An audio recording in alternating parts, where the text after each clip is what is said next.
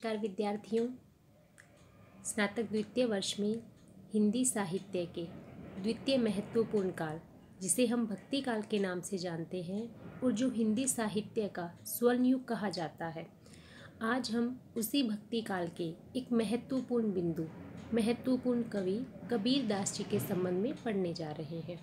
हम जब भक्ति काल का अध्ययन करते हैं विद्यार्थियों, तो हम पाते हैं कि भक्ति काल में दो काव्य धाराएं पढ़ने को मिलती है, एक सगुण काव्य धारा और दूसरी निर्गुण काव्य धारा। इन दोनों ही काव्य धाराओं के पुनः दो दो भेद हमें आगे देखने को मिलते हैं।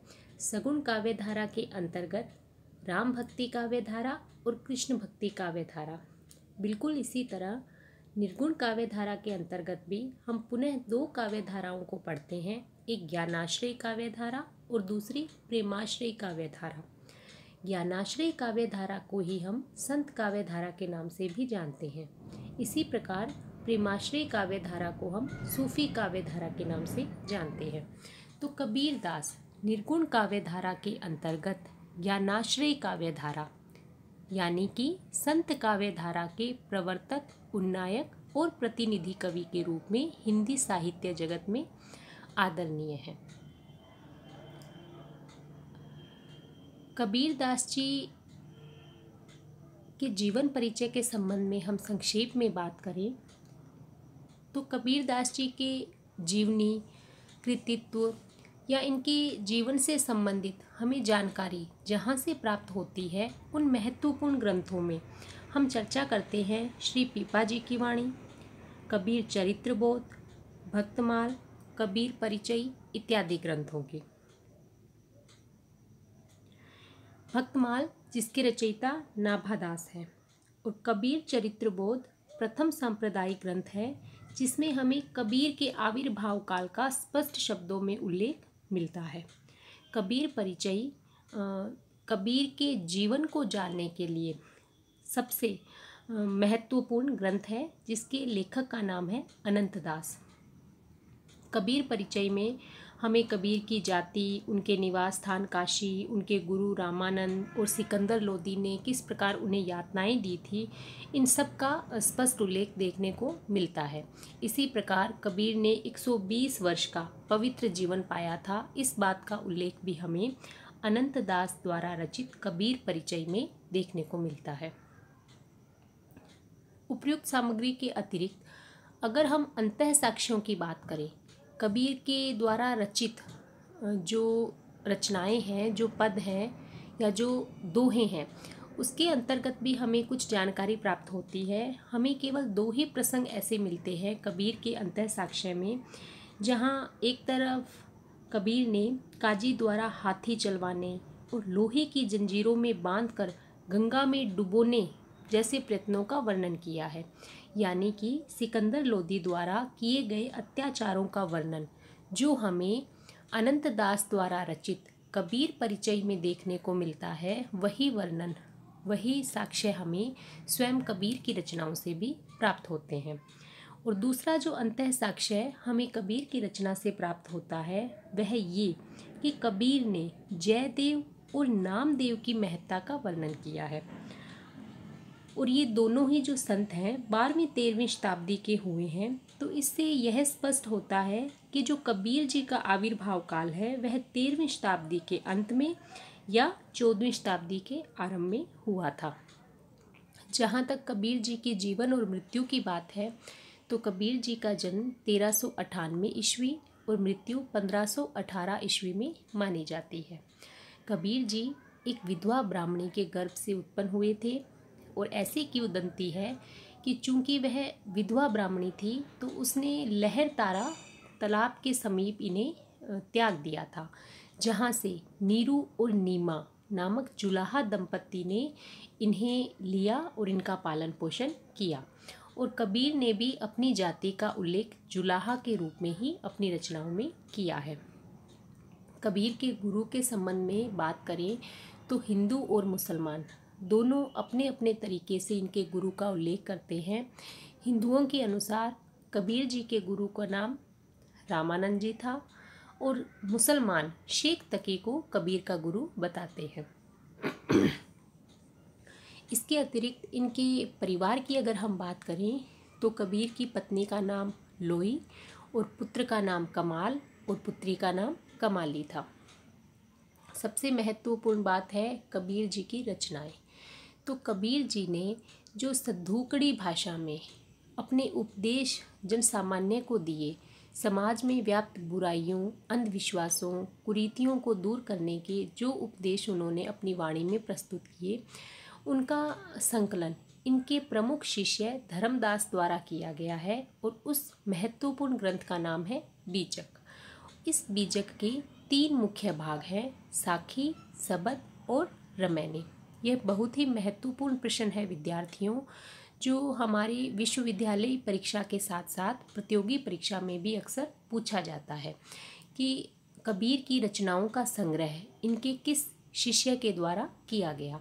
तो इनके शिष्य धर्मदास द्वारा इनकी रचनाओं का संकलन किया गया और उस महत्वपूर्ण ग्रंथ का क्या नाम है, बीजक। और बीजक के 3 भाग हैं, साखी, सबद और रमैनी। साखी का तात्पर्य है साक्षी, यानी साक्षी किस बात की साक्षी, ज्ञान की साक्षी। यानी कबीर ने जो ज्ञान की बातें जन सामान्य को बताई, जो उपदेश दिए, वही साखियों के रूप में संग्रहित है, जिन्हें हम सामान्य रूप से दोहे के रूप में जानते हैं। हम हमारी प्रारंभिक कक्षाओं से ही कबीर के दोहे पढ़ते आ रहे हैं और जिसमें गुरु की महिमा को लेकर कबीर का लिखा हुआ दोहा सभी विद्यार्थी को कंठस्थ है। गुरु गोविंद दोऊ खड़े, काके लागू पाए, बलिहारी गुरु आपनो, गोविंदियो बताए। तो इस प्रकार साखी यानी अपनी आत्मा को साक्षी मानकर कबीर ने जो ज्ञान की बातें कही है वही साखी कहलाती है। साखी साक्षी शब्द का तद्भव शब्द है। दूसरी रचना शैली जो बीजक के अंतर्गत आती है, या दूसरा भाग बीजक का, जिसे हम सबद के नाम से जानते हैं। सबद को हम पद कह सकते हैं। जैसे हम सूरदास और मीरा के पद पढ़ते हैं, उन्हें ही कबीर के यहाँ सबद कहा गया है, जहाँ कबीर ने योग साधना और भक्ति भावना से संबंधित बातें बताई है। तीसरा जो भाग है बीजक का वह है रमैनी, और यही भाग सबसे महत्वपूर्ण है और इनके शिष्य धर्मदास ने भी इन तीनों में से सबसे महत्वपूर्ण रमैनी को बताया है। रमैनी को हम चौपाई कह सकते हैं। चौपाई एक 16 मात्राओं वाला मात्रिक छंद है और रमैनी के अंतर्गत 7 चौपाई के पश्चात एक दोहे का संकलन किया गया है। तो इसी प्रकार ये रमैनी, जिसे हम चौपाई मानकर चल सकते हैं। ये तो हुई कबीर की जो रचनाएं हैं उनका संकलन शिष्य धर्मदास द्वारा किया गया, जिसे हम बीजक के नाम से जानते हैं और जिसके 3 मुख्य भाग हैं, साखी, सबद और रमैनी। अब अगर हम साखी की बात करें तो जो साखी है उसकी भाषा सद्धूकड़ी भाषा है, या जिसे हम पंचमेल खिचड़ी कह सकते हैं। सबद और रमैनी की जहाँ तक बात है, ये दोनों ही गेय है, इन्हें गाया जा सकता है और इनमें हमें ब्रज भाषा की प्रधानता देखने को मिलती है। ब्रज भाषा और पूर्वी भाषा का मेल मुख्य रूप से देखने को मिलता है। और साखियों में हमें राजस्थानी, खड़ी बोली, पंजाबी मिश्रित भाषा देखने को मिलती है। और इन्हीं भाषाओं को जो मिला जुला रूप है, जिसे सद्धूकड़ी भाषा कहा गया है, श्याम सुंदर दास द्वारा पंचमेल खिचड़ी का नाम भी दिया गया है। इसके अतिरिक्त अगर हम बात करें तो कबीर की रचनाओं का एक महत्वपूर्ण संकलन है कबीर ग्रंथावली, जिसका श्याम सुंदर दास द्वारा संपादन किया गया है। यह भी अक्सर प्रतियोगी परीक्षा में पूछा जाता रहा है। तो यह महत्वपूर्ण ग्रंथ है, श्याम सुंदर दास द्वारा कबीर की रचनाओं का संकलन कबीर ग्रंथावली के नाम से किया गया है। कबीर पर आगे चलकर अनेक विद्वानों ने, आलोचकों ने पुस्तकें लिखी है। यह श्रृंखला बहुत लंबी है। हम यहाँ कबीर की जो रचना के संबंध में बात की। अब हम हमारे पाठ्यक्रम में जो कबीर दास के पद समाहित किए गए हैं, उन पदों का अध्ययन अनुशीलन करने वाले हैं। तो चलते हैं विद्यार्थियों हम प्रथम पद की तरफ। दुल्हनी गाहू मंगलाचार, हम घरी आए हो राजा राम भरतार। तन रत करी मैं मन रत करी हूँ, पंच तत्व बाराती। रामदेव मुर पहुने आए, मैं जो बन में माती। शरीर सरोवर बेदी करी हूँ, ब्रह्मा वेद उचार। रामदेव संग भंवरी ले हूँ, धनी धनी भाग हमार। सुर 33 कोतिक आए, मुनिवर सहज 88। कहे कबीर हम ब्याह ही चले हैं, पुरुष एक अविनाशी। तो विद्यार्थियों, जब कोई भी काव्यांश व्याख्या के लिए हमारे सामने आता है परीक्षा के अंतर्गत, तो हमें सबसे पहले उस काव्यांश का संदर्भ और प्रसंग बताना होता है। तत्पश्चात कठिन शब्दार्थों का उल्लेख करते हुए हम उस काव्यांश की व्याख्या करते हैं और अंत में विशेष के अंतर्गत उस काव्यांश में प्रयुक्त किए गए अलंकारों, छंदों, रसों या भाषा शैली के संबंध में विवेचना करते हुए हमारी व्याख्या को पूर्णता की ओर ले जाते हैं। तो यहाँ संदर्भ की अगर बात करें तो संदर्भ रहेगा कि प्रस्तुत पद भक्ति काल के ज्ञानाश्रय काव्यधारा के प्रवर्तक, उन्नायक और प्रतिनिधि कवि कबीर दास द्वारा रचित शब्द से अवतरित है। प्रसंग की अगर हम बात करें तो प्रस्तुत काव्यांश में कबीर ने आत्मा और परमात्मा के मिलन का जो वर्णन है वह विवाह के रूप के द्वारा प्रस्तुत किया है। तो हम कह सकते हैं कि प्रस्तुत काव्यांश में कबीर ने आत्मा और परमात्मा के आध्यात्मिक मिलन का अद्भुत वर्णन विवाह के रूपक द्वारा प्रस्तुत किया है।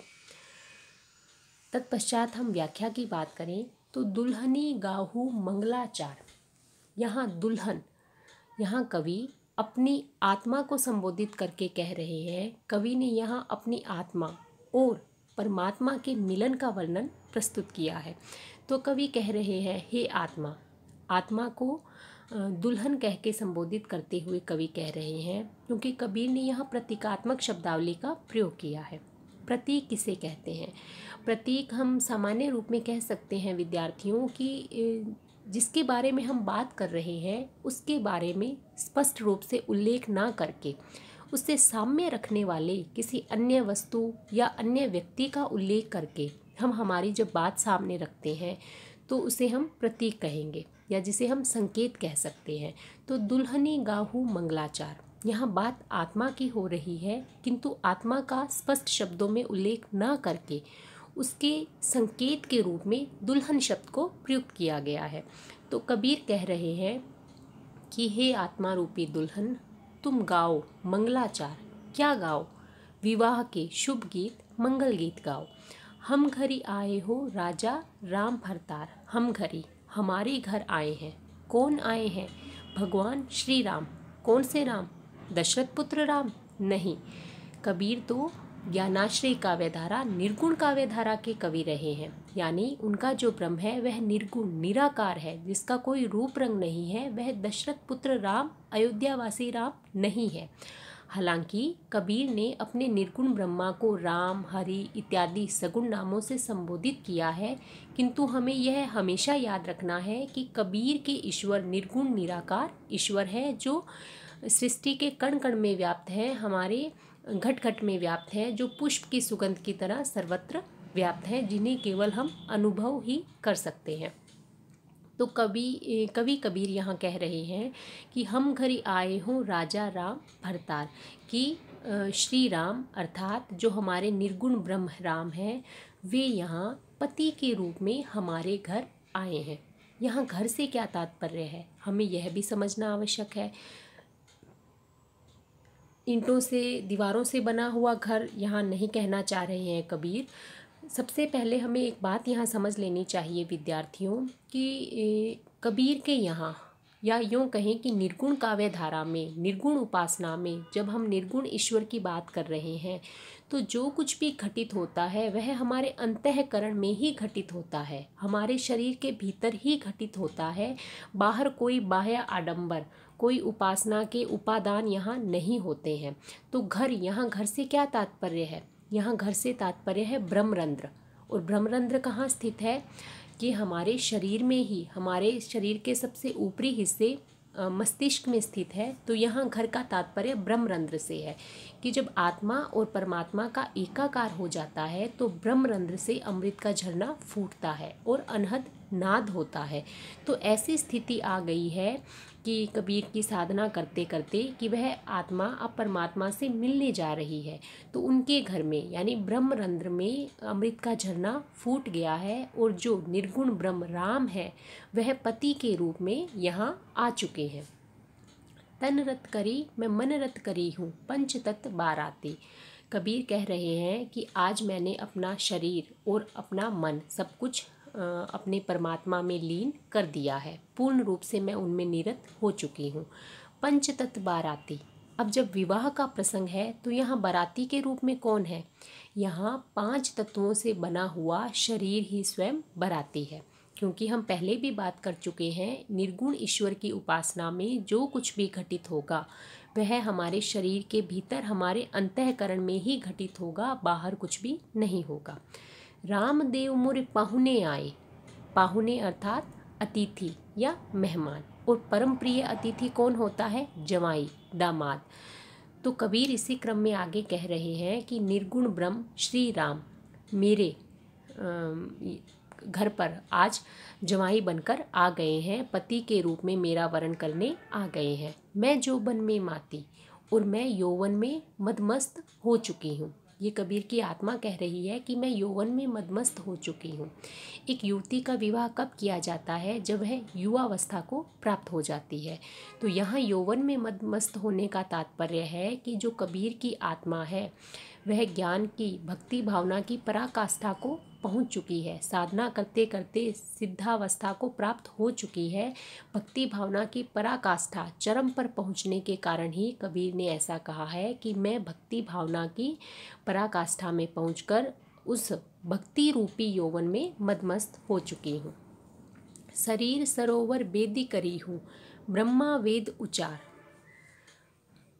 यहाँ जो शरीर रूपी तालाब है उसी को मैं विवाह की वेदी बनाऊंगी, कबीर की आत्मा कह रही है। वेदी से तात्पर्य है यज्ञ की वेदी या विवाह का वह मंडप जहाँ अग्नि प्रज्वलित की जाती है और जिसके चारों तरफ वर व वधू द्वारा फेरे लिए जाते हैं। तो यहाँ वेदी क्या है? शरीर रूपी तालाब के किनारे ही वेदी का निर्माण किया जाएगा। ब्रह्मा वेद उचार, और मंत्रों का उच्चारण, विवाह में जो मंत्र बोले जाते हैं उन मंत्रों का उच्चारण स्वयं ब्रह्मा यहाँ करने वाले हैं। रामदेव संगी भंवरी ले हूँ, और भंवरी यानी चक्कर या अर्थात फेरे लेना। और मैं, कबीर की आत्मा कह रही है कि अब मैं अपने निर्गुण ब्रह्म श्री राम के साथ फेरे ले रही हूँ। धनी धनी भाग हमारा जो सौभाग्य है, धन्य हुई मैं जो मैं आज निर्गुण ब्रह्म श्री राम के साथ फेरे ले रही हूँ, अर्थात आत्मा का परमात्मा के साथ विवाह संपन्न हो रहा है। सुर 33 कोतिक आए, और यह जो अविस्मरणीय कह सकते हैं, अद्भुत घटना कह सकते हैं, जो आत्मा और परमात्मा की विवाह है, जो आत्मा और परमात्मा के मिलन की यह जो घटना है, तो यह इतनी अद्भुत आश्चर्यजनक है कि कबीर कह रहे हैं कि इसे देखने के लिए 33 करोड़ देवता यहाँ आए हैं। मुनिवर सहज 88, और साथ ही 88,000 मुनि भी इसे देखने यहाँ उपस्थित हुए हैं। कहीं कबीर हम ब्याह ही चले हैं, पुरुष एक अविनाशी। इसी क्रम में कबीर कह रहे हैं कि इस प्रकार हम निर्गुण ब्रह्म श्री राम के साथ विवाह करके यहाँ से इस संसार से चल पड़े हैं।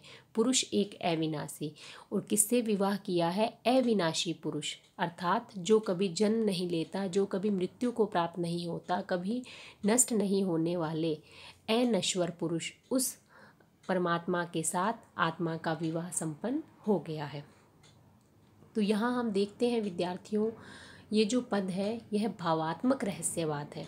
अब रहस्यवाद क्या होता है, फिर रहस्यवाद के कितने भेद होते हैं, इसके संबंध में तो हम हमारे नेक्स्ट वीडियो में चर्चा करेंगे।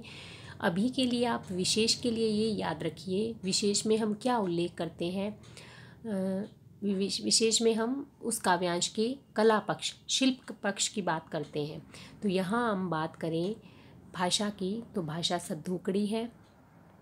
प्रतीकात्मक शब्दावली का प्रयोग किया गया है, जैसे दुल्हन आत्मा की प्रतीक है, इस प्रकार हम यहाँ बता सकते हैं। साथ ही इसमें विशेष बात ये है कि अलंकारों की बात करें तो रूपक अलंकार, सांग रूपक अलंकार का प्रयोग किया गया है। सांग रूपक अलंकार विद्यार्थियों वहाँ होता है जहाँ उपमेय के सभी अंगों पर उपमान का आरोप किया जाता है। यानी जब उपमेय पर उपमान का भेद रहित आरोप किया जाता है वो तो हुआ रूपक अलंकार, और जब उपमेय के सभी अंगों पर उपमान का आरोप कर दिया जाए तो वो होगा सांग रूपक। तो यहाँ आत्मा और परमात्मा के मिलन का वर्णन विवाह के रूपक के द्वारा प्रस्तुत किया गया है, अतः सांग रूपक अलंकार का प्रयोग है। आत्मा और परमात्मा के मिलन का वर्णन है, मतलब श्रृंगार रस से संबंधित पद है, पद शैली है, श्रृंगार रस है, माधुर्य गुण है, प्रतीकात्मक शब्दावली का प्रयोग है, सांग रूपक अलंकार का प्रयोग है, सद्धोकड़ी भाषा है। तो इन सभी विशेष बातों का उल्लेख हमें विशेष के अंतर्गत करना होता है। और सबसे बड़ी बात ये भावात्मक रहस्यवाद का से संबंधित पद है। और भावात्मक रहस्यवाद क्या होता है ये हम हमारे जो इसी क्रम में अगला पद है जो हमारे साधनात्मक रहस्यवाद का पद है, उसके जब हम चर्चा करेंगे तब हम भावात्मक रहस्यवाद और साधनात्मक रहस्यवाद दोनों के संबंध में विस्तार से चर्चा करेंगे। आज के वीडियो में इतना ही। धन्यवाद।